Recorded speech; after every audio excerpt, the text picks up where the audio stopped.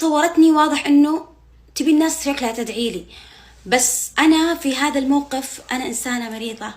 يعني انا ما ادري عن نفسي يوم طحت، انا ما اذكر اللي صار. يعني انا يوم شفت المقطع جلست اصيح انه انا صار لي كذا. فيا ليتك ما صورتي، لانه الانسان اذا كان هذا الشخص مريض كيف تصورينه؟ هذا الشخص مريض، ترى انا ضايقه من اليوم بس ما تكلمت. يعني شوفي يدي، كيف تصورين شخص مريض؟ ليه؟ والله العظيم انا مره وجعني قلبي، بس يوم شفت الناس تدعي لي فرحت.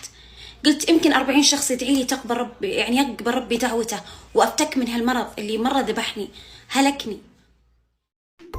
نشرت مشهورة سناب شات السعودية زهور سعود عدة مقاطع فيديو قصيرة عبر حسابها الخاص على سناب شات، تعلق فيه لأول مرة على ظهورها في مقطع فيديو تداوله البعض أثناء دخولها في نوبة صرع بأحد المولات، وهو الأمر الذي أثار استياء زهور والجمهور أيضا.